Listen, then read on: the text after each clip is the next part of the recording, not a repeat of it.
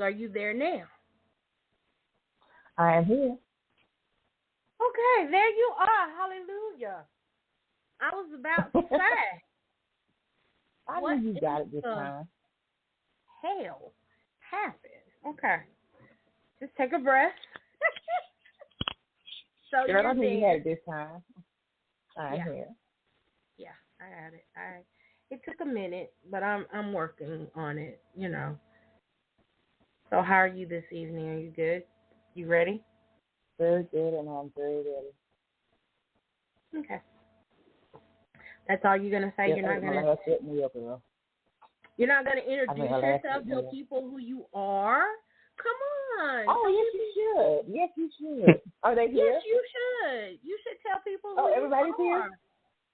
I was gonna say some rude stuff. No, go ahead. Tell people who you everyone. are.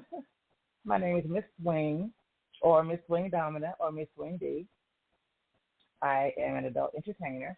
I also write poetry, and I'm writing a book right now, write music, and I love doing interviews because I'm very inquisitive and very nosy. Okay. You said you're very nosy.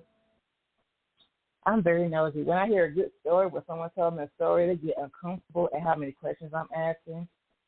So start a story with me if I'm not going to hear all of it. Okay. So, y'all, that is Miss Swing. Or, now, which one do you like to be called? Miss Swing or Miss Swing? Is it Dominina?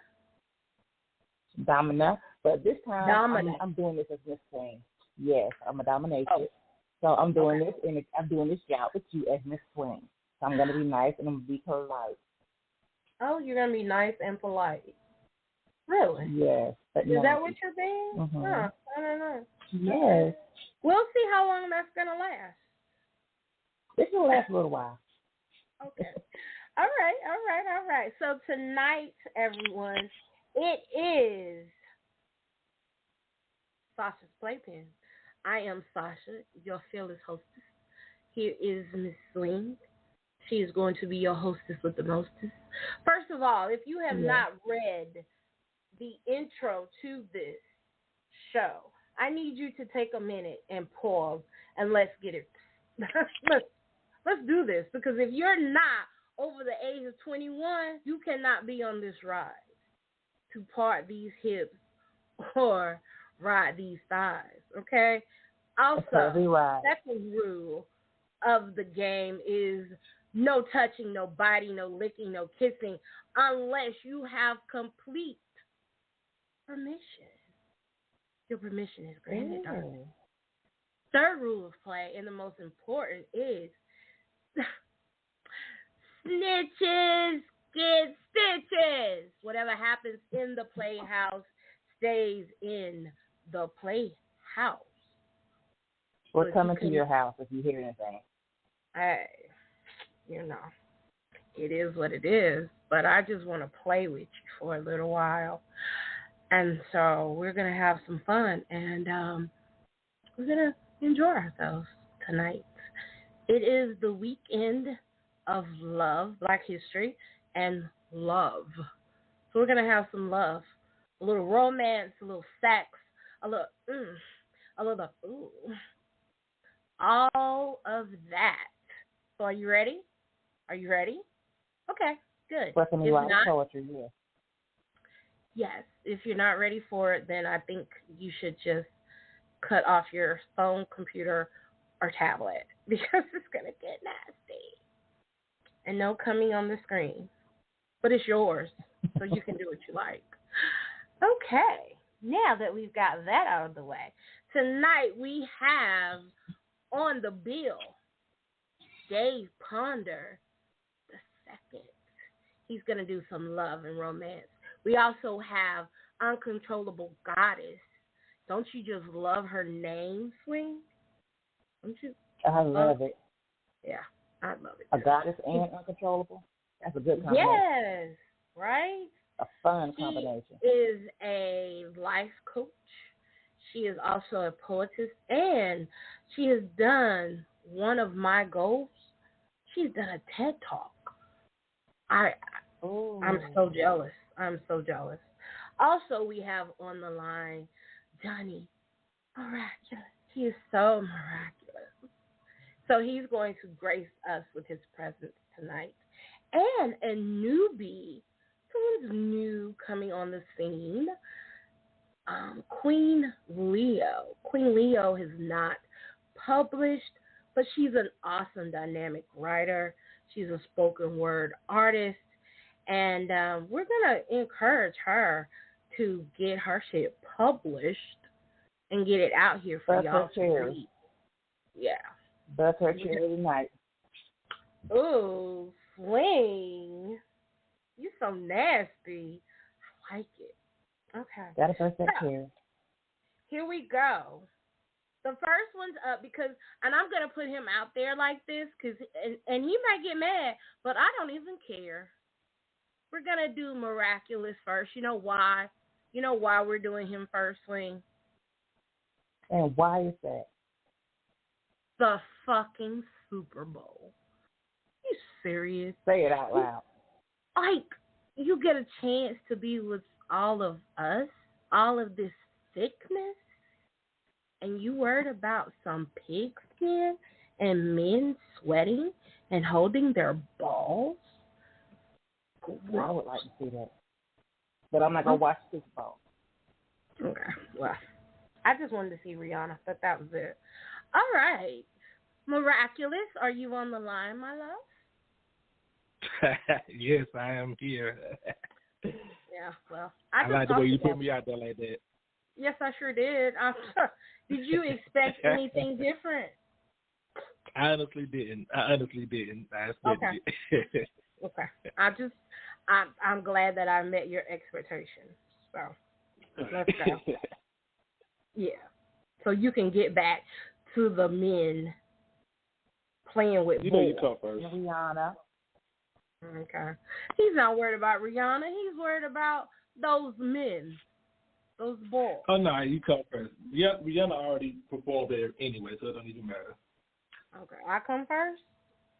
Okay. Absolutely. As long as you make sure that it's known.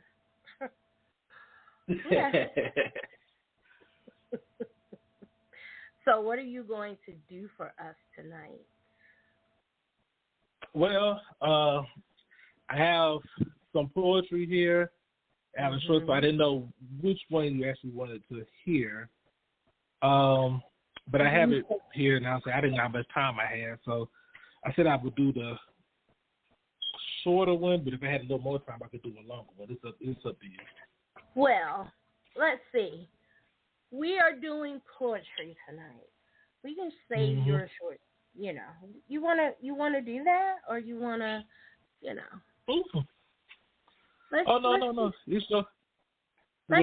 some poetry. Let's do some poetry. Okay. Because I got one that you already you sent me, and you know.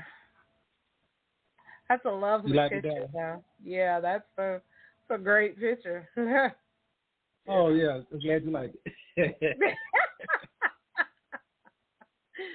Yes, it's very admirable and admirable, and the poem goes very well with the picture.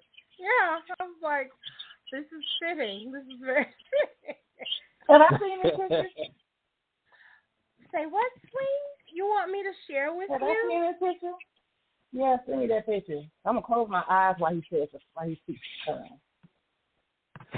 I'll think about it because I'm not gonna say I'm rubbing my nipple, but I'm rubbing my nipple. I'm not gonna say I'm doing it. I am a Leo, and I don't like to share my toys. I shared one with you. You owe me. Tit for tat. Remember what I sent you yesterday? Tit for tat, I see. Tit for tat. All right. Thank you. Okay, Swing. God. Just relax. Okay, Johnny. I'm sorry, Miraculous. Go ahead. Entertain us with your words of sex. Because I know it's sexy. I know it's nasty. Because you just nasty. Yeah. I'm gonna do this one. This one comes out of the last book I released, Infatuation Part 2. Oh yeah. And it's called and this one is called Good Girl. It goes, I love how you arch that ass like a stallion, yet so gracefully. And I get behind you and go deep inside firm and yet not hastily. Taking my time with each stroke, grinding deeper with my hand on your throat. Demanding that you take this dick and you do so obediently. Throwing that ass back better than I expected exceedingly. Kisses on your back, enticing lustful moans. I thrust harder and harder, my dick turned into stone. You're almost there. Take it, baby. Don't run from me. I take a long, deep stroke, come for me. And she does it every time, honestly. That one's called Good Girl. Oh. So I guess I am a good girl. You Absolutely, a good girl? I believe you are. I'm an excellent girl. You are, so? I'm an excellent girl. Okay. All right, then. Well. Okay. Well, I'm blushing. Well, I'm glad you like it. Yes, that was nice. I enjoyed that. So, Swing, you said you're a good girl. You got anything to say about that other than you're a good girl? Oh, I like that. I had my eyes closed the whole time. Did you? And now I'm horny and at home. Oh. So send me that picture.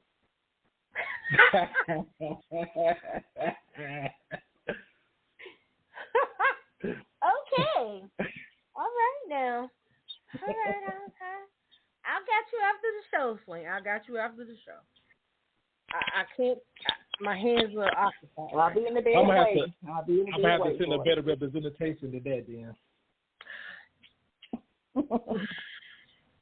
Well, they all have to go by me first. So.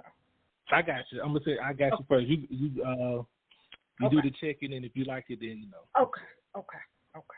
Just check. So, anyway, I know you said that's from your second book. I remember that you published that. It's been wow. Like, can you believe we've been friends for 10 years? Yeah, wow. Time is flying at it. Time is flying. Yeah. Right? Seriously. 10 whole years have went by. But I remember you did that one in, what was it, like 2013? Well, this one is the last one I actually published. This was part 2. In fact, the first Infatuation was like 2013. Yeah. And this one, Infatuation 2, was 2018. Okay. And I did the re-release of it with the pictures in it. Mm-hmm. I did that in 2020, the end of 2020, like Christmas 2020. Oh, okay. So yeah, so it's the same book. I just had my pictures in it. So. Oh, okay. Yeah, I was preoccupied in 2018. I had other things I was doing then. So. I understand. I definitely understand. Yeah, I definitely understand. Kind of moved away from that. So I know you said that we were talking the other day. Well, a couple of days ago or so. And I know you said that you're doing your first fiction book. No. Yep, my first. Well, this is my first one I published. It will be my first fiction novel that I published. Okay. It's gonna be called No Place for Killers. It has erotic in it, but it's not an erotic novel. Put it that way. It got some scenes in it. Of course, because it's me, I gotta have some fucking going on. So it is that going on. It is that going on. But I just it's a story that I did a while ago. That's how to go ahead and do it as a novel. So that will be the next book that comes out. And I have the last Infatuation Part 2.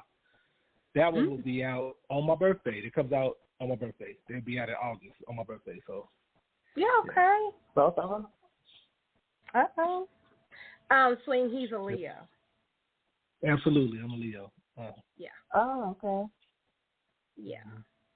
His birthday is the same as Barack Obama's. Absolutely. Ooh. Yeah, August 4th. Yep. He's a Leo. So,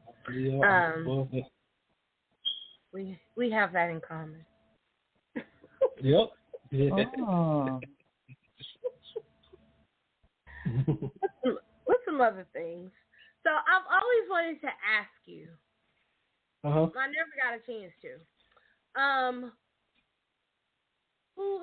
Who is your muse, or do you even have one? It's a good question. Like, as far as a famous person, I have several muses. No, I'm like just someone that when you're writing, they just pop in your head. Look, Swing. I'm trying to bait him and say it's me. You see that, don't you? But I'm just playing. Well, joking. All right. So, when I say it like this, you remember when we did the photo shoot together, right? When we did that photo shoot, how artistic you wanted to take it, we could have took it there. Because at that moment, you would have been my muse. Oh. You know? Oh. Don't tell people that. Then they're going to be looking at my stuff, trying to find out and see and all that good stuff. It was dope. It was very dope. It was very dope. It was a very good, and like you were the only man there. Yeah. Yep, I was the only guy there with all y'all women. You were the only man there, and Swing, he was in every woman's picture. I know somewhere in something like pleasurable time. Why is this Negro in every picture? Because he was the only one that showed up. Only one. I was ready to get naked. Lots of practice. I was ready. Yeah, you. So how many poems did you put out after that photo shoot? So how many poems did I put out after the photo shoot? A lot.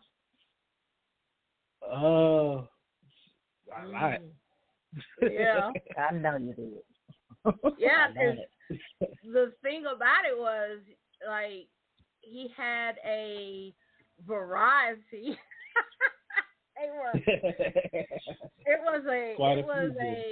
It was a man's paradise because it was ass, tits, thighs everywhere. And don't leave out the baby oil. Yeah, baby oil everywhere. It was. That's why I say, as sexy as you wanted to be, as far as you wanted to go, I was willing to go there. Yeah. You know, it would have been artistic. It would have been awesome. Yeah, definitely. Cause artistic. Yeah, we're just going to leave it as artistic. Artistic. Yes. Yeah. Artistic. You know, we're going to just leave it. That's art. You know, two bodies together, you know, it's art. So, yeah. If some slip inside of somebody else, it's artistic. It's artistic. It sure would have been. If a titty slip in the mouth, it's artistic. If titty slip in the mouth, you know what I'm saying?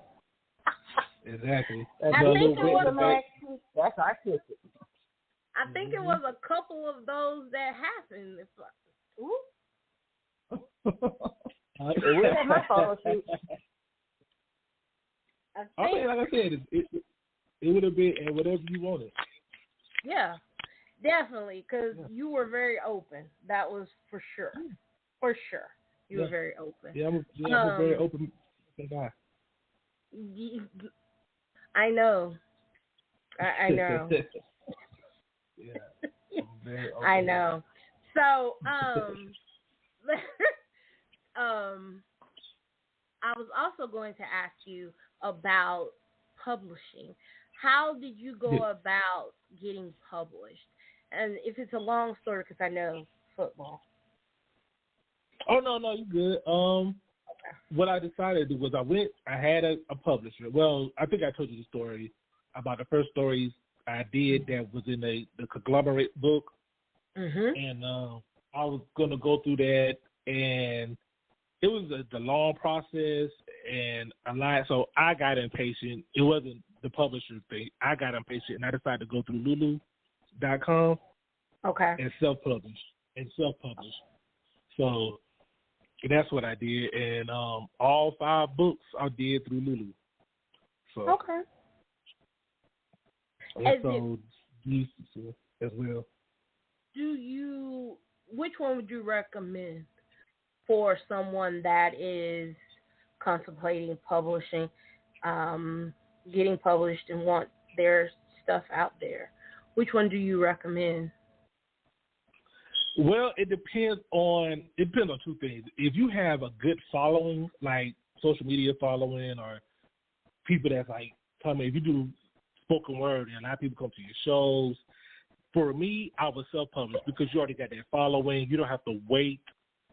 It's more, well, it's not really, you're printing your book, so that's the money up front part. But you get it back faster than trying to go through a publisher, because when you go through a publisher, it is a waiting process. It is going to take some time.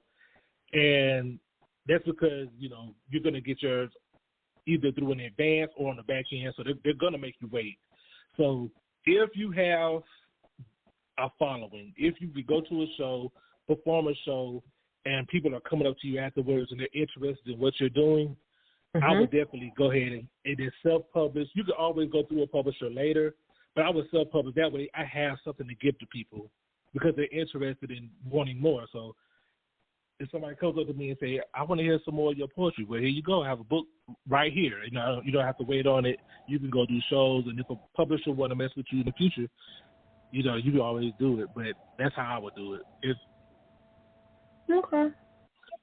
All righty. Well, thank you so much. And we're going to let you go now because you've entertained us, so we're going to let you go now so you can go back to your football game. Thank you for coming. It's always great talking to you. You too. And always know when that book comes out, come over here now. Come on over here. I got you. I got you. Okay. All right. I don't ask more than once. I just don't. Oh, you don't have to. I got you. Okay. That's all I need to know. That's all I need to hear. Goodbye, Miraculous. Thank you for coming. I'm going to tell everyone about your second. I'm going to read your second poem, and I'm going to tell people where they can find you. Or you tell people where they can find you. Sure. You're looking for me. You can find me on Instagram, MIRAKULUZ, the number 2, or my erotic Instagram is Mr. MR _Bam, BAMMM. I have OnlyFans. I don't really been publishing on it, but it's the same name. And if you want the books, you can go to lulu.com/miraculous, or you can just type in Amazon, type my name in, the books will pop right up. Oh, okay. That's good to know. So okay. There you go. Thank you, Miraculous. Thank you for coming on. I will be talking to you again. I said thank you for having me. You're welcome. Thank you for choosing me. Always. Okay. Thank you, and you have a good evening. So, all right, you do the same. Okay, bye. Bye. So, Swing, did you enjoy that as much as I did? Yes, I did. Yeah, I did too. So, we're moving on.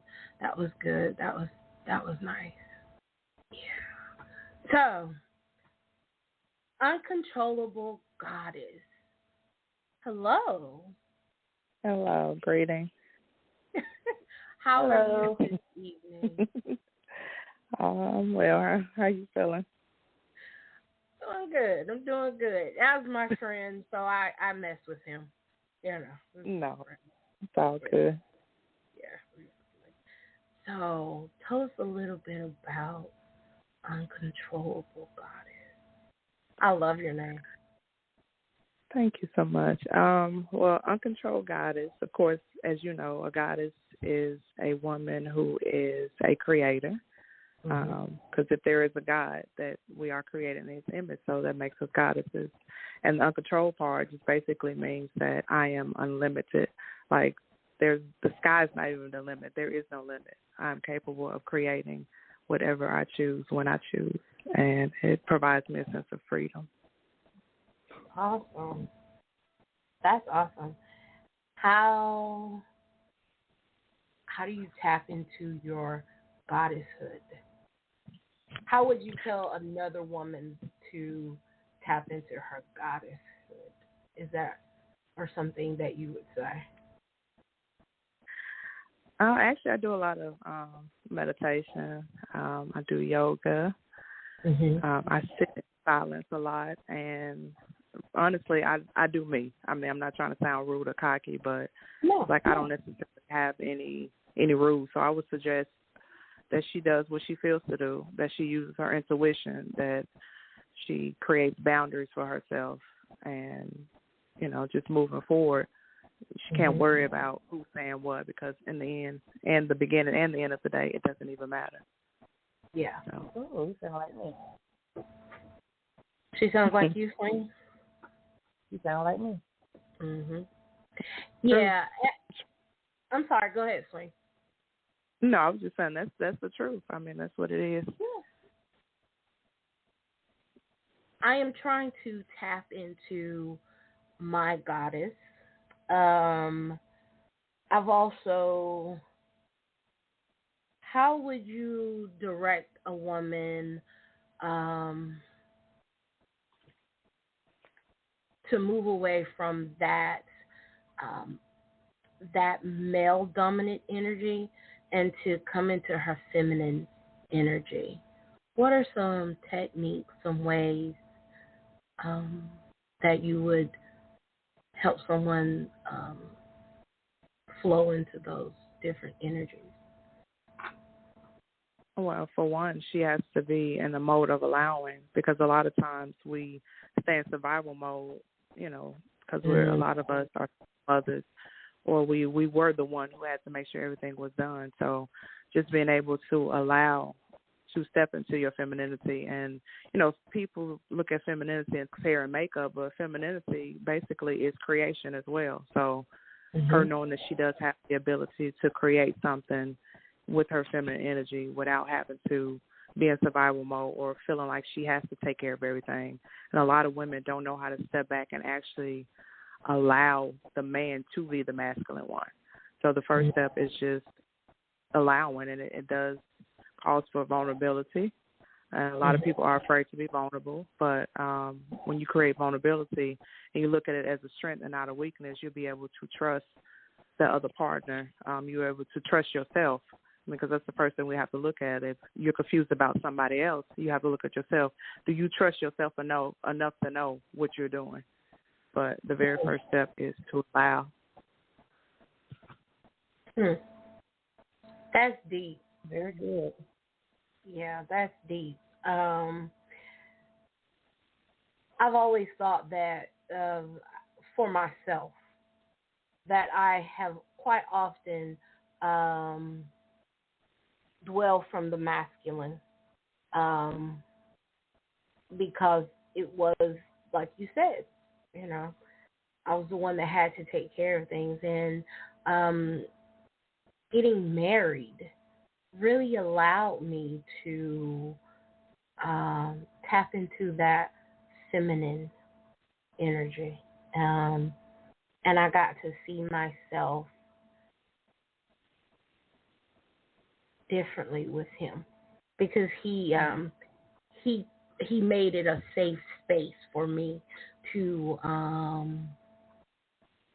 be vulnerable, but at the same time, he held me up. You know what I mean? Right. Absolutely.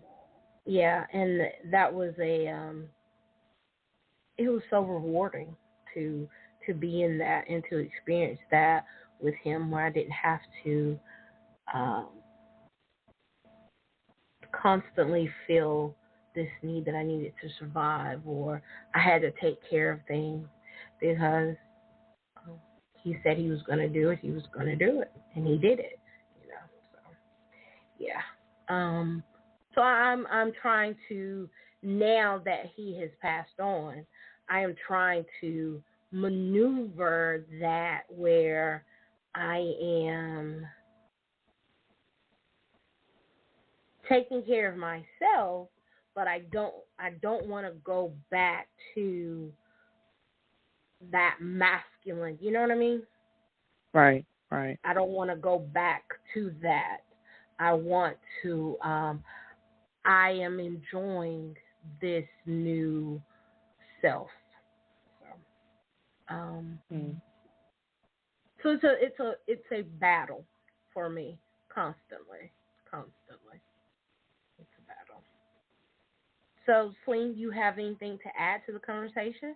Or are we gonna get straight into God is doing her work, her piece? I would love to hear Goddess's poem first. Okay. And I did. I'm going to provide two of them. This first one, I just want to shift the mood a little bit, and it is centered around love. So okay. It is called Inevitable. I just saw a shooting star. It was meant. Rare is us. Astrological sign, Virgo, Aquarius. Constellations, connecting the dots. Energetic pull, the magic won't stop. Twin flames that drifted apart. Big Bang Theory created a spark. Two lovers passing through the night. The moon speaks. The mood feels so right. Cosmic circumstances, a lifetime ago. Second chance around, a lifetime to grow. Universal touch that never changed. You're all mine, and I'm all yours, just the same. We were once two souls that was lost, seeking something we thought was free, but it cost, commodity. But obviously, it came with a fee. Charged for pain, disappointment, and grief. Where's the relief? No recovery fund, no hardship assistance, left to figure out emotions, approaching love from a distance, proceeding with caution, not getting in a whirlwind of destruction. Lucky for us then. Under the debris, we still have room to breathe, cleaning up and clearing out in order to receive blessings of healing, hope, and happiness. You and I together, inevitable. Wow.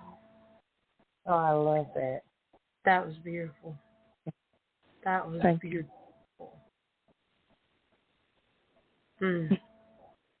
Now, I do have a question now. Okay, what is your writing process? I wrote I wrote everything the same way. I mean, I'll start with the name first, then I'll think of a name first, then I'll do the poem. Or when I write music, I write the hook first, then I write the song. What is your writing process? I honestly don't have a process. A lot of my pieces, they don't have titles to, because I'm inspired about anything. I can, you could say a word, I can write from it. I can look outside and see something, I can write from it. I could be sitting in silence and get an idea, I can write from it. You can give me a topic, I can write from it. So I actually don't have a process. My creativity, it comes to me. It's a gift. I don't think I don't know how to create a process. I think that would knock me out of my creative flow, if that makes sense. Yeah, mine, I have to have the name first for some reason. I'll be in the bed laying down, and I'll pop, a name will come in, then I'll write the name down, and maybe a week later I'll write a poem to go with it, because like it sucks up your thoughts. What about love? I mean, it's like writing about love is such a passionate thing. Whether you're angry, and with music, and I believe arts are therapeutic. Music, books, songs, poetry, because they express feelings that we never even knew we had. It tells you about your relationship. There are songs that tell you about your relationships. There are books that tell you about your relationship. How do you want others to take your writings? How do you want them to really see them? Because that poem right there for me is about love and pain. I mean, love, pain, and passion. Mhm. Really, just how it resonates with the reader or the listener. So, even when writing about love, I'm an empath, so I can feel someone else's pain never even experienced, and I'll be able to write about it. Because I've done ghostwriting projects as well, so I just really tap into whatever energy is around me, whether it's mine or not. But for that particular poem, okay, that particular poem is actually a true story and my personal story. But it does have pain in it. But, when you're looking at twin flames, each soul has to go through their own journey in order to circle back around to find each other again. That's what I felt from that poem. Mm-hmm. That's what I really felt from that poem. And I love it. I'm an empath myself, and I love it. I listen to the same song like 20 or 30 times, and I can find a song. If I feel like I want to cry, I'll find a song, or I'll read something that's going to make me cry because I can really feel it. Right. That's great about being able to write it down. Because a lot of people hold their feelings in, which I do not believe in, because that can start that could be a flame explosion just ready to happen, and that's a true story to me. Yeah. So, Goddess, I want to get back to what you were saying about your the fact that you are empath, and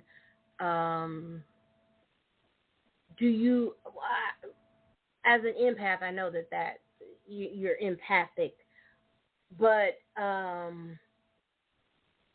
forgot my question. I'm so sorry. I had 2-3 questions in my head at one time. I'm so sorry. That's not where I wanted to go. I apologize. I wanted to talk about when we first talked, we connected, and you were telling me how your book took you from one aspect to another, where you now have your tribe, right? Right. Can you go into that a little bit more? How did that happen? Because I do have your book, and I am going to read it, and then we're going to come back. Hopefully you come back on and we have a discussion about that. But I just wanted to know, how did you go from that to this? Well, with the book Uncontrolled Goddess, when I really just sat in that, and I asked myself, like, what does that mean? That means to be an uncontrolled goddess. And from that, I began writing the book. It is part, almost like lessons, so to speak. I talk about different aspects of healing, spirituality, transformation, resilience, inner vision, which relates to the third eye. So I cover a lot of topics, but then I also have a poem associated with each section, and then I have a journal portion for each section. So you're reading the poetry, you're understanding, and then you're going to write from it. You're going to journal from it. So after I created the book, people gravitated to the book, and I said, well, as an uncontrolled goddess, again, being a goddess is about creation. So what else can I create? So from the book, I started creating virtual online workshops, which I do have a new one coming out this month. It's a 4-week program that we cover topics. I offer group coaching. We do meditations, affirmations, and then I'll leave you with weekly assignments to go as well to hold yourself accountable. From there, I started a T-shirt line, hoodies, Uncontrolled Goddess apparel. But then I branched out and started to do Uncontrolled Goddess retreats that I do twice a year, transformation workshops. In a position where I'm traveling to different cities now to do that as well. So I definitely want to talk to you about that. Being able to come to your state. And I stopped worrying about who's going to pick up to it. And those that gravitated to me became my tribe because they understood me. So if you understand me, that means that I understand you, and that means that we are the same. And everybody else outside of that tribe becomes irrelevant. Exactly. Wow. Rely on that. And even to piggyback into the femininity versus masculinity, that's when you rely on your tribe. So you won't fall back into that space of feeling like you have to do everything on your own or that you are back in survival mode, because once you transition from that, there is no going back. Once you are awakened, once you have so much self-awareness, there is no going back. So now you have to rely on your tribe. Okay. When it comes to your book, and you let me know if this is something that you would like to do, because I think that it would be very beneficial to a lot of people. And so I'm in this book group, and actually I'm in a couple book groups. And so what I want to do is I want to bring those groups together that I am in. We read your book, and then would you come and have a discussion with us about your book and the topics and how we worked it and what we felt about it and what we got from it? Would you be interested in that? Absolutely. I will be honored to do so. Thank you. Wow. Yeah. I will definitely, when we get off air, I will definitely link up with you, and we will talk about that and work something out. And aren't you in Nashville? Are you in Nashville? Currently I am in Nashville. Okay. We might even, I can see us making a trip there. Because I love to travel, I would definitely see if we can come up with something where we could do a possible face-to-face and experience Uncontrolled Goddess live in person and not just through a phone or a screen, Yeah, that'll be dope. Yeah, I think that it would be very beneficial to a lot. I know it would be very beneficial to me as well. So I'm definitely going to connect with the people that are that I'm in work with in the book groups and see what we can do and how we can work that out. And hopefully we can get together and meet each other, because I am very big now on not just making connections, but making those connections. And when I make them, I like to put eye to eye. You know what I mean? Like, having cancer has really changed my perspective and my perception of how I communicate and how I want to go forward in my life with my connections with my tribe. I was one to never really have a tribe, but I feel like I created one, or one formed around me, because the universe, the goddess, she knew that I was going to need them. And they have been very beneficial in this journey with me. They have held that space for me continuously, and they still are, So, yeah, it's very important, and I would love for you to meet my tribe. You invited me to yours. I would love for you to meet my tribe as well. They are some pretty dope. Yeah, they are some really dope women. They are some really awesome women. But yeah, we're gonna talk about that. I wanna work on that with you. Okay. Okay.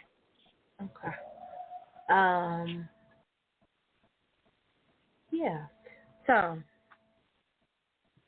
with the I know you mentioned that you do your retreats, and I know you just did one a couple weeks ago, didn't you? Yeah, I have a Uncontrolled Goddess Transformation workshop. That was a one-day workshop, and then my retreats are usually 3 to 4 days. Oh, okay. What do they entail?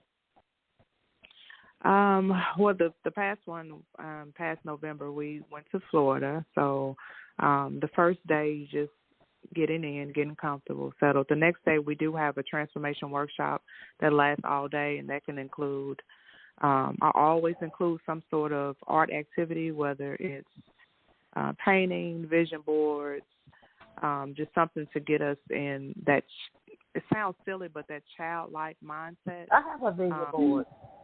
Mm-hmm. Yes, those are very important, but it keeps us in that childlike of the creative mode. We may have journaling, yoga, guest speakers, and then we also have goddess gatherings where we have dinners, we have group conversations, and then of course in Florida we went to the beach and we had a releasing ceremony.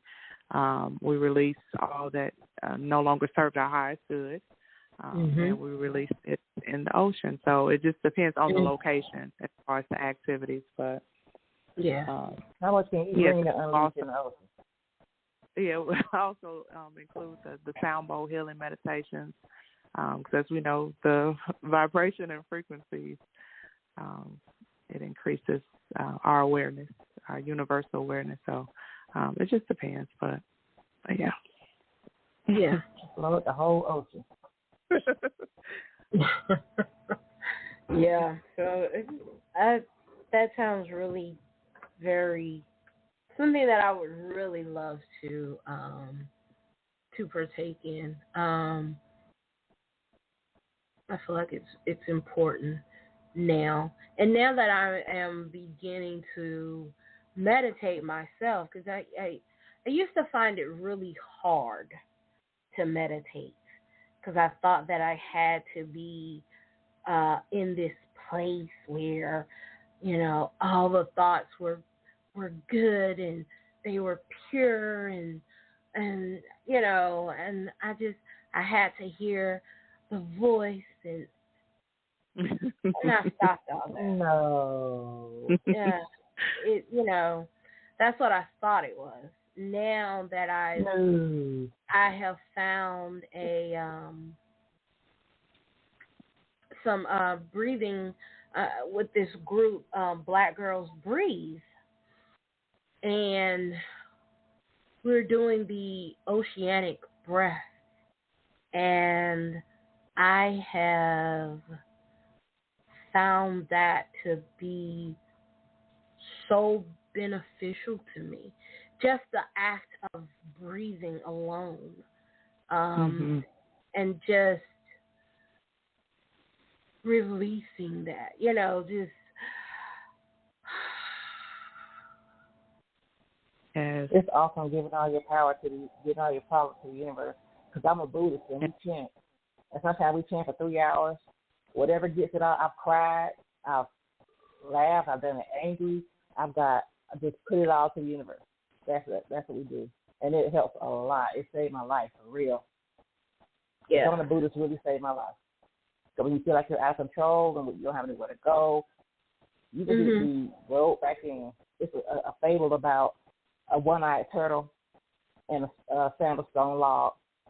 The turtle's in the bottom of the ocean, and he's walking around the ocean. His stomach gets real hot. So he goes up to the surface of the ocean, and he sees a log, but he only has one eye. So he's swimming in circles, just trying to find that sandal log to cool his stomach. And that's how some people are.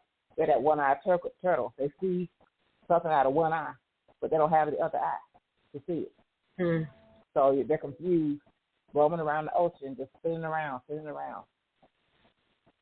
And, when you meditate or, chant, focus on that. That's what you're focusing on. That I visualize. I have my vision board right in front of me, right next to my husband. And when I'm chanting, praying, I glance back and forth at that so I can know exactly what I want, and I imagine myself doing that. Yeah. And when you're afraid and you have fear inside, you can't get it out. So that's why, it's great to have someone to talk to about it. Like I was telling Sasha earlier, having people the same screwed up as you come in their room and be honest about it. Just let all your feelings out, all your exasperations, all your anxieties. It's growing. It makes you grow, and it makes you bond. Having that dialogue with women in the same situations as you, trying to work things out, not putting on airs. It's very refreshing. Yeah, it is. It can be, but you have to get, like with anything, you have to get to that point where you, like God says, you have to be vulnerable. And if you're not willing to be vulnerable and let that vulnerability show through, I honestly feel that you stunt your growth as a person. You so, do. Yeah. Thank you, that was awesome. I love that. I can't wait to hear your next piece. So we're going to move on to Mr. Dave Ponder the second. Hello, Mr. Ponder. Hello? Are you there? Uh-oh. Well, he said he was a little nervous. So, I don't know. Let's see here. Maybe. Hello, is this Dave? Yes, this is Dave. Can you hear me? Okay. Yes, it wasn't you, it was me. I thought another number was you, and it was somebody else. Oh my goodness. Sorry about that. How are you this evening? Oh, I'm awesome. Thank you. How are you? Good. I'm good. I am so good. I'm so glad to finally get to put a voice with the person. We've been chatting back and forth through Messenger for a couple of weeks now, and so now you actually get to hear my voice. Right. Yeah. Awesome. The show has been great so far. Well, good. I'm glad. So you're not still a little nervous, are you? No, not at all. Good. That's what I like. I like that because everyone that comes to my home, they feel like family. At least I want them to. And so that's what we have here. So tell us a little bit about yourself, Mr. Ponder. Okay. I'm a poet, writer. I've been writing since I was about 13. I started writing, I didn't really know I was writing poetry at first. When I first started writing, it was like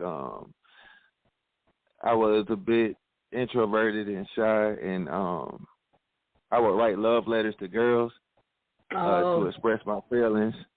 I'm a posse, so even at a young age, I had was in touch with my emotions and had deep feelings, and I would put them in letters. And as I kept writing letters, I began to make the letters rhyme. Okay. And that was my first introduction to poetry. I would listen to Marvin Gaye, Teddy Pendergrass, Al Green, and listen to the way they put their words together and how they spoke to women. Mm-hmm. And I would kind of take their style and incorporate it on my own. And that was my first introduction to rhyming words. And at first I was just rhyming. I didn't even realize I was writing poetry until I got into the 9th grade. And in literature class, they had a introduction to poetry. And in that introduction, they also had a poetry contest that I entered. Okay. And I ended up winning the contest and having my poetry published. So I'd say in the 9th grade is when I first really realized I had the gift of poetry and I had the gift of rhyming words and reaching people through my words. So after that, then I really knew I was writing poetry and started branching out for more than just romance, but expressing life experiences and using it as a way to listen to my soul speak, listen to my inner self, and express what was going on in my life and the experiences I was having. So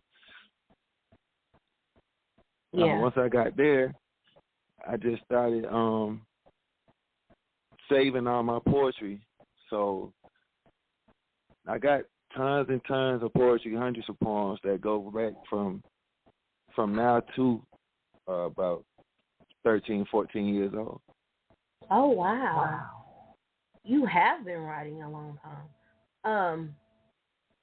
So did the writing of poetry or the, because back in the day, like when we were coming up, we hear the songs and they were like, they were rap. Let me rap to you, Well, Marvin Gaye and Teddy Pendergrass, back in the day, I think men, really took their time talking to women. It's not like these songs today. They move pretty fast today, and like the horse and bees. It's not anything held back. It's no courtship, but a lot of songs back in the day, they just wanted to get to know you better. They wanted to spend time with you. They were still telling you how beautiful you were and pretty eyes and things. Outside your house like stalkers. Huh? They weren't outside the house like maybe outside your house in sweaters like stalkers. No. It wasn't like that back then. It was romantic. Stick your head out the window. Oh. Yeah, we didn't look at it that way back then. We looked at it as romance. Ray Parker Jr. had so many stalker songs. I'm gonna tell you, Ray Parker Jr. had a lot of stalker songs. Like Boys to the Men, Ends of the Road, stalker song. You telling you ain't going nowhere. Oh Lord. Bro. Yeah, well, we not on the stalker song. We on the song that makes a woman smile. That's what I'm saying. Song that stuff that made you feel special back then and make you terrified. Make a woman feel special. Yeah, we're not. we weren't trying to stalk you. We just wanted to let you know that we liked you and we wanted to get to know you better. Exactly. We listened to that stuff where the floaters and float on. Listen to Tender Love is one of the sweetest songs ever. That's the kind of stuff we were listening to. That's the kind of stuff me and Dave was listening to. We were listening to Teddy. Like Babyface, soon as I get home from work. Yeah. Stuff that's unrealistic. BBD, When Will I See Your Smile Again? New Edition, Can You Stand the Rain? Song. Keith Sweat, Make It Last Forever. Now that Keith Sweat is on the radio, It is so hilarious to me. I know that's like totally off topic. I know. I'm sorry. Totally not what we're talking about. But anyway. He got a little song.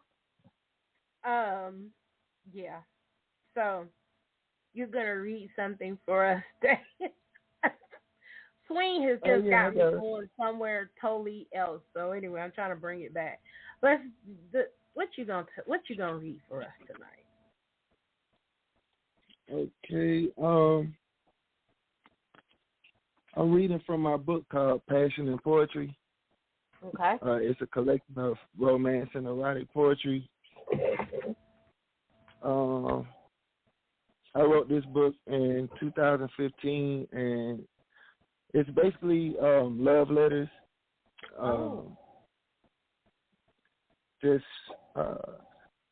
One thing I wanted to put in the book is, again, like I was saying, it's really no courtship today. Everything moves so fast. People in relationships, they start out having sex instead of being friends and get to know each other afterwards. Mm-hmm. And when I was coming up, we had courtship. We wanted to go to the movies or hang out and spending time getting to know each other before we took it that far. Exactly. Right? So in this book, I want to focus on intimacy and energy and things of that nature, that are transferred between people that deepen their relationship, deepen the connection, and different aspects. Okay. So I rarely, I don't name my poems because I usually just write from inspiration. Sometimes I might name my poem, the last line in the poem. But here's one. Okay. Her energy is a divine gift. Every touch lifts me beyond memories of what if. She is my bliss, reminding me to let go. I love the way her essence inspires my emotions to flow. My libido ignited by her spirit and intellect. She awakens my passion, making my desires erect. I lose myself in her depths, my peace found in her presence. Her love is resurrection, as my being releases confessions of love held back. She consumes my hell and creates heaven with the arch in her back. As I penetrate her waters, and she baptizes me in the sea of eternity. Soaked in her waves of belief in me, experiencing infinity in the present.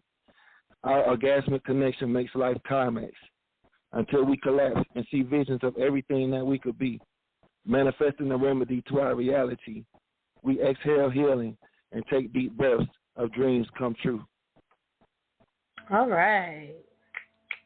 Bravo. Yeah. Thank you for sharing. That was nice. That was really nice. You don't hear that anymore. That you're absolutely right. That courting, and that was nice. That was really nice. I enjoyed that. Thank you. I got this piece right here. Again, it's not titled, but here it go. Okay.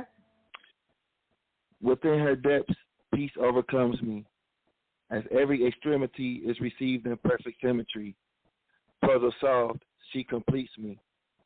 Proportions balanced in climactic positions. We exhale equilibrium as longing penetrates desire. We radiate love brighter than the shine scene when the sun and moon meet. They envy our eclipse, the lightning in our kiss, as essences combine, creating an atmosphere of bliss. Galaxies below the pelvic exist as one, as we express every sign in the zodiac, and stars shoot across the sky, forming a Milky Way, a taste of infinity, as our rhythm continues, until time and sound lose meaning, and eternity is confused at the power in a second of her and I. Mere mortals seek proof, yet our truth surpasses evolution. Revelations produced in passionate conversations, yet not a word spoken. Only moans of elation, cries of elevation, and orgasmic sensations felt within her depths. Ooh, yeah, Nice. Very Nice. very nice.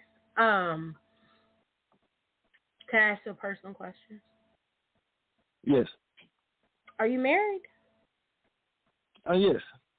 Oh, okay, great. I've been married. I'll be having my 26th anniversary on February 16th.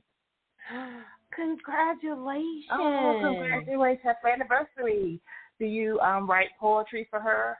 Did you get her with your poetry? Well, yeah. Like I said, when I was young, that's how I used to break the ice with my young girlfriends. As I got older and more mature, I just used to wow my love interest with my poetry. And yes, I definitely never wrote. liked me, so I didn't get poems. Huh? Boys never liked me back then, so I didn't get poems. So I don't know how that feels. Oh, God. Oh, well. It was my brother's fault, really. But yeah, I can't say a lot of my friends did that.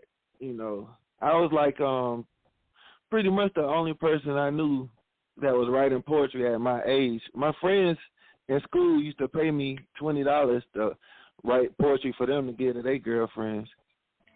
And you go, boy.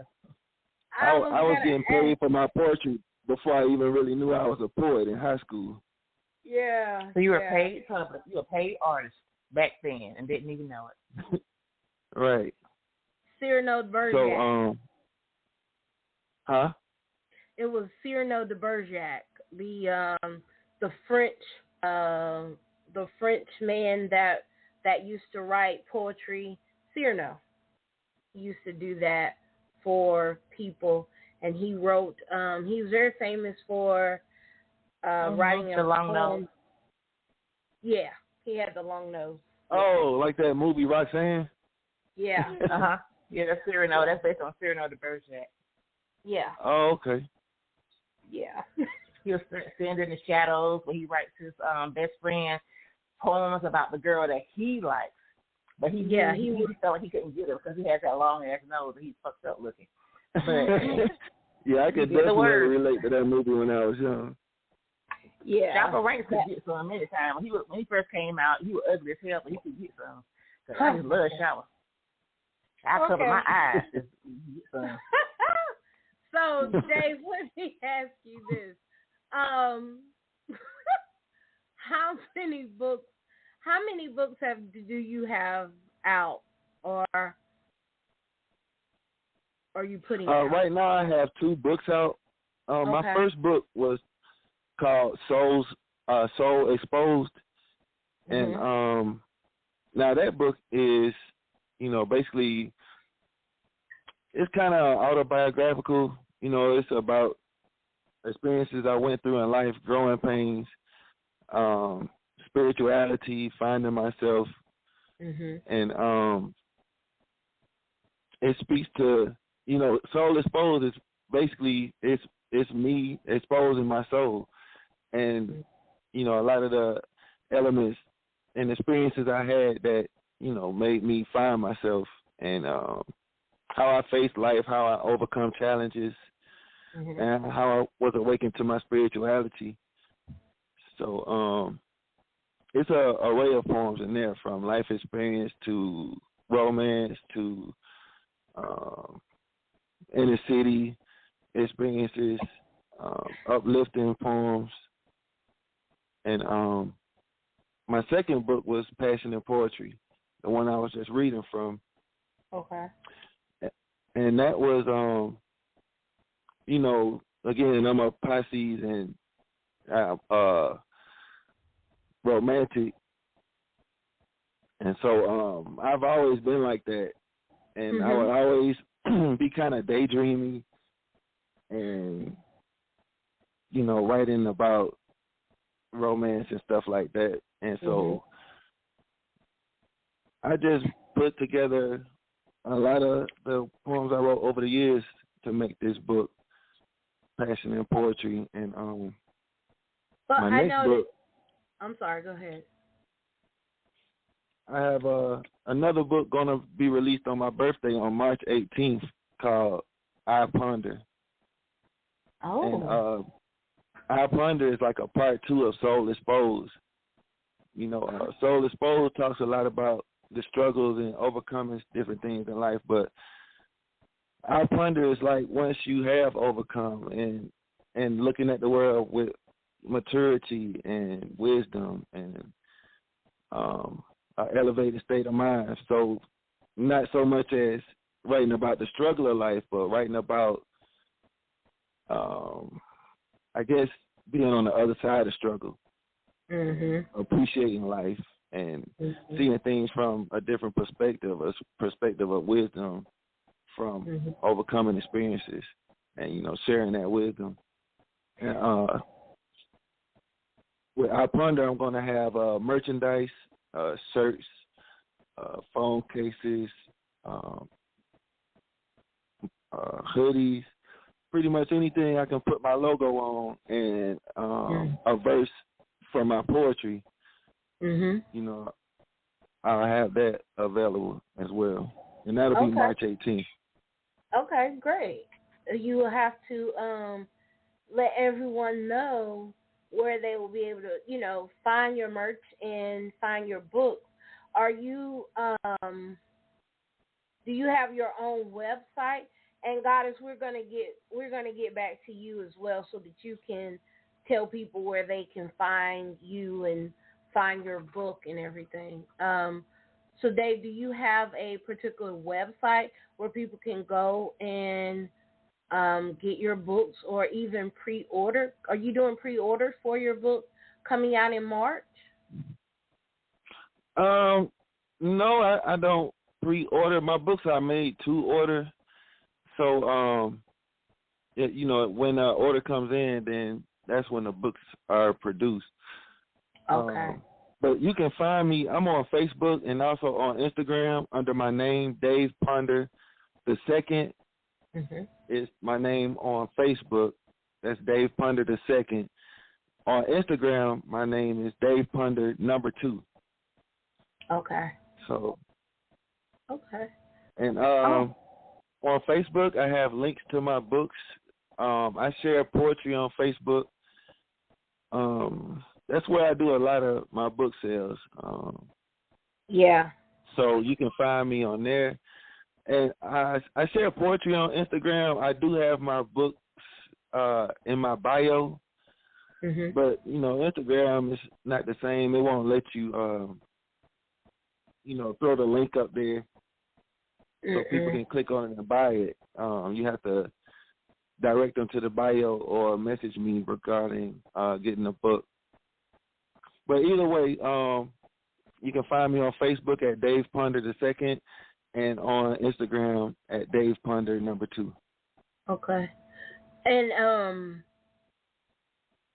I'll tell you a little secret about that Instagram thing. I hope Martin Zuckerberg don't hear me. But you can get a link tree, and you can go online and actually sign up for an account for a link tree. And with that link tree, you can add your website to your Instagram bio, and you can get the link tree by purchasing it, or you can use the free application that they have, and it doesn't cost a whole lot to do it. And that way you can post more than just one link on your bio on Instagram.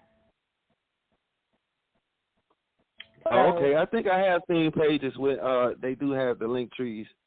With, and it takes you to a page where it's all the links.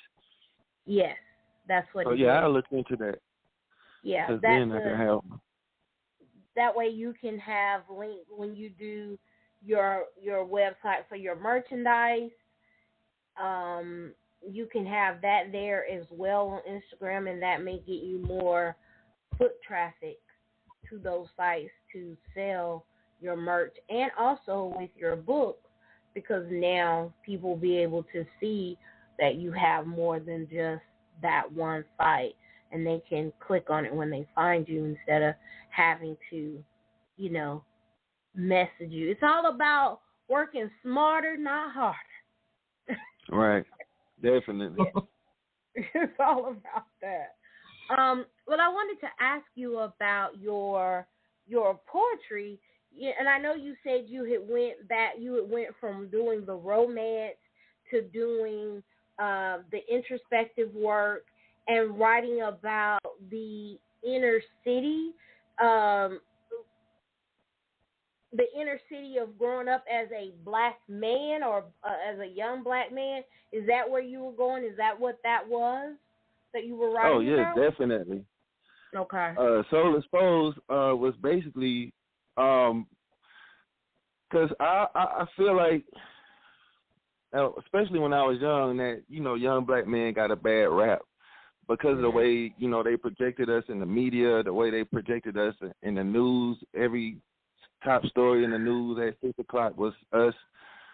But no one was focusing on what happened in our inner cities and what helped to create some of the situations that, we find ourselves caught up in and everything like that.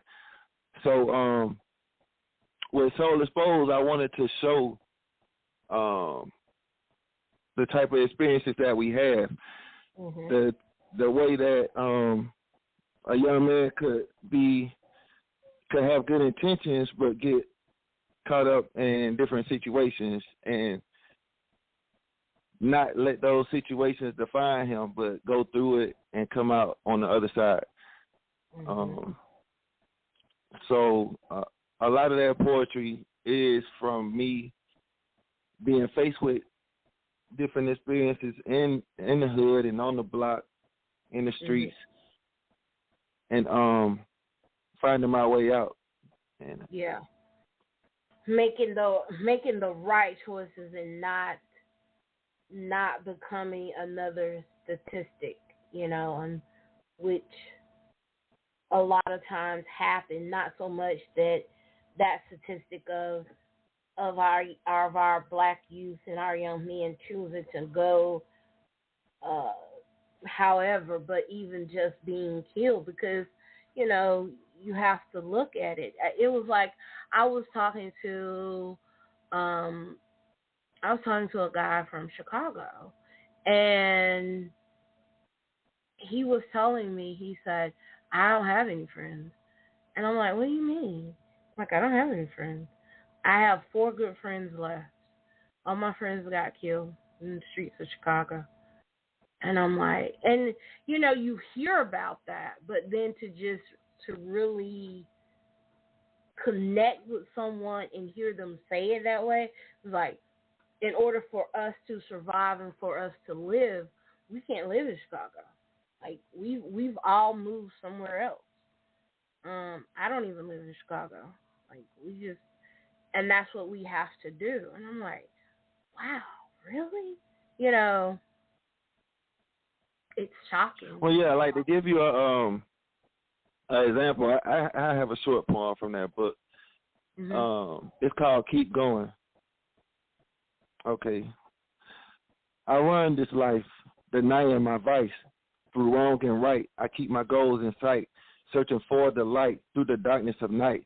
So the sky's like a kite, with my eyes shut tight. No longer live in trife, I struggle on in spite of the troubles and plight. Whether fight or flight, I keep my head up high, treat myself with pride.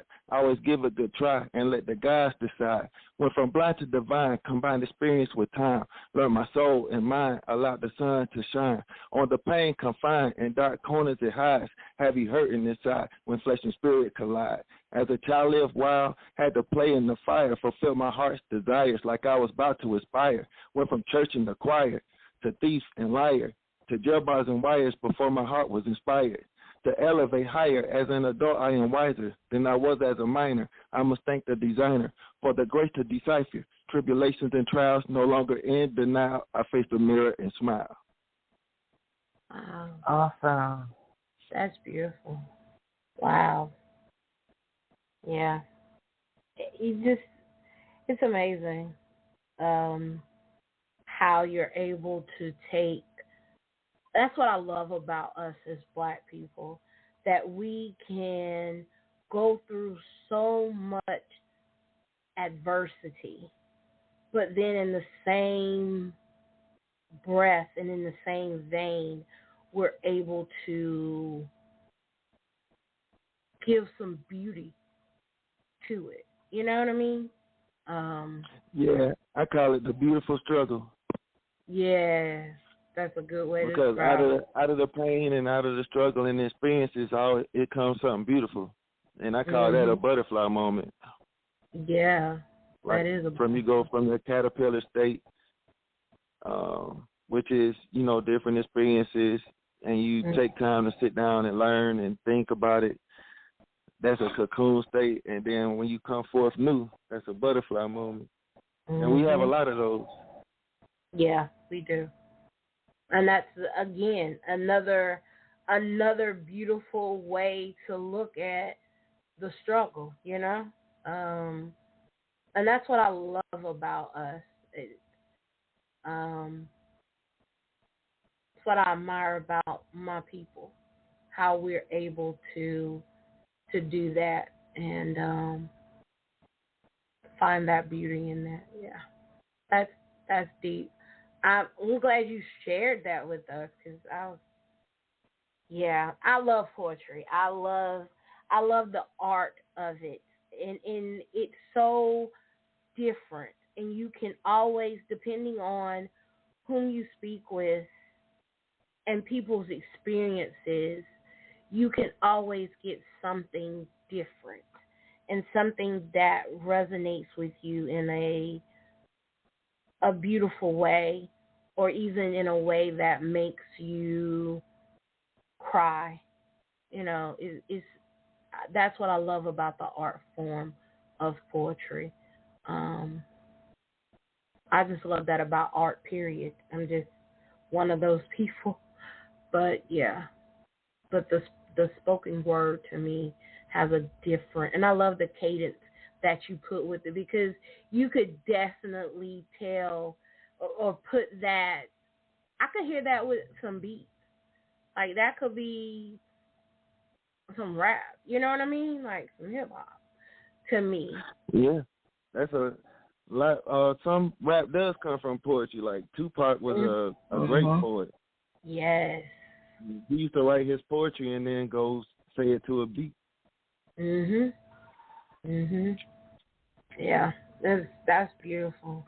Well, thank you for coming on and sharing that with us. We're gonna get to the best and the last guest of the night. Queen Leo, you ready, sis? You ready? You ready? Oh, she's not there. Don't tell me she's not there. Swing, did you scare our guest? No. Queen Leo, are you there? Oh. Maybe she'll come back up in a minute. I hope so. But Goddess, Uncontrolled Goddess, can you go ahead and, I know you said you had another piece that you wanted to share with us. You want to go ahead and share that with us? I sure will. Thank you. And this one is a little more sensual, subliminal, sensual and subliminal. Okay. We like those too. Just I like to write about whatever, because it's life, love, life lessons, whatever, reality, truth. Yeah. This one is called Bedroom Boom. In the morning, I purposely do yoga poses in front of you, so you can imagine different positions to do. Talking about you saw something new on YouTube. That's cool. Let's try it. giving head? No, I'm making love instead. You were hungry, so I fed. Oven-baked macaroni, I call it dinner in bed. 90s R&B is the playlist with a little Tupac in the mix. It's the passion, so you hit it up, can't miss. Because you're my yin to my yang, twin flame. So let me whisper something in your ear. You've already had me on my side. Now get on bottom as I ride. Explosion. Bedroom boom. Ooh, yeah. Yeah. Wow. Yeah. I like that. Wayne, did you like that? Thank you. That's right up my alley right there. That's right up your alley. Well, I think our other guest, I think she got caught. I got a message from her. I think she's caught up at work tonight, which happens, when you are a working woman. Things happen. You have to do what you have to. Huh? Are you there? I'm here. Oh, okay. Yeah, I had to put the phone down on mute. So once I'm sorry. Once I heard you, I I think, came in. It's okay. girl, I was thinking, like, where's she at? Yeah, So I had to go. Okay. Well, everyone, this is Queen Leo. All these Leos in the house. Hello. Yes. So, Queen Leo, Hey. tell us a little bit about you. See, I don't know you as Queen Leo. I know you as something else. Go ahead, say it. Okay. I know her as Blip. That right? Yes. Yes. Yes. Yes, this is. Yo.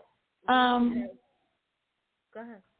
I'm just sassy, quirky, full of fire and spunk, but at the same time very laid back. And I'm just me. I know we were talking, and you told me that you've been writing since you were, what, about 14, 15 years old? 12. 12. Okay. Yeah. Okay. Yeah. Well, I don't know where I got that from. So you've been writing since you were 12 years old. What have you? Yes. What were you writing about at 12? What were you writing about at 12? Pain. Embarrassment. Being afraid. Mainly because I was molested from the time I can remember up until I was 15. Oh, wow. So, I'm sorry about that. It's part of life, and thank you. But once I got older, because I was always taught, a woman is supposed to pretty much sit with a dime between her knees, between her knees. Be quiet and just be seen. And for a long time, a lot of people are like, you always want about sex. You so erotic. You so sexual. And this is true.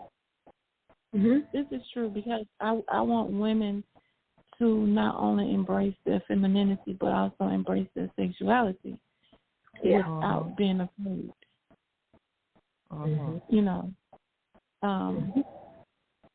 Because it's a double standard. We're supposed to wait on our husband while he dibble and dabble. And by the time he's tired, he come knocking at our door. Because I want to have fun too. Exactly. And I want women to be able to be okay with doing that. And everybody, I feel like everybody go through what I call the whole stage.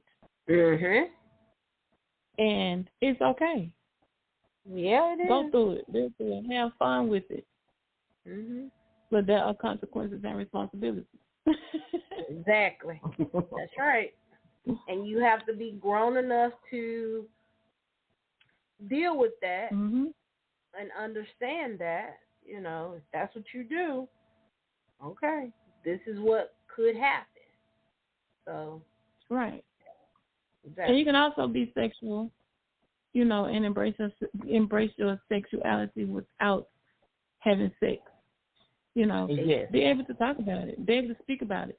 Let him know this is not what I like, just because you like it or just because she likes it, or I don't want to talk about it because, there's not the proper thing to do. Be yourself, be open, live out loud. Exactly. I agree. So, yeah. And people, and sometimes when you are, I was that kind of, I was that young lady, I could talk about sex. I had the type of mother where we had those conversations. Being a bigger girl growing up, right. I looked older than what I was. And so my mother was trying to not only give me a voice, but at the same time protect me and let me know that because you do look this way, because you do have breasts at 13, men are going to look at you differently. But you don't have to do this or allow that or any of those things to happen to you. And I think it's very important for our young ladies, our girls, to have that freedom to express themselves, but at the same time be safe. Right. And be in a safe place. You know what I'm saying? Yeah. I agree. I definitely agree with that. And you're absolutely right. My thing is love yourself enough. Yeah. Love yourself enough to know what you need to do and what you don't need to do. Don't listen to what all the men say. If it's your decision, you do it, you bite it. You eat that. That's right. Don't go blaming other people for the things that you do as a woman. If I want to fuck the dude, I'm going to fuck you. And if I don't want to call you back tomorrow, I'm not going to call you back tomorrow. I was a prude when I was young. Right. And that sucks. Now I can fuck you and see you tomorrow in the store and not say nothing. So, I mean, it's me and my sexuality. I can talk about sex all day because I do it for a living. Right. But I know where to do it and when to do it. Exactly. If a man hear you talking about sex all day, he's going to think he can fuck you. You talk to him for free all day online, he's going to think he can fuck you. He's going to try to find a way to fuck you. But just to leave you alone, but you got to understand that as a woman. And you have to also understand the fact that we are living in a society where it's okay, and it has always been okay, and it will always be okay for a man to sow his wild oats. Though, there are people that will say, I don't want that community penis. But at the end of the day, there are people that will look at him and excuse this man for sowing his wild oats, but then call this woman loose and all those other derogatory names because, that's what she chooses to do. And, you have to be a strong person, a strong woman to live in your truth and not really carry the weight of what other people have to say. And yes, it's important to love yourself, and you have to love yourself in order to do that, but you also have to learn to love yourself as well. And unfortunately, that is what a lot of women don't know or haven't yet figured out to do. And I just feel like, and I want my my space, this that I have created to be that place for women to live out loud and truthfully and learn to love themselves freely wherever they are in their lives. This is true. And that's what my platform is about, and that's what I want it to be, and that's my mission statement, you know.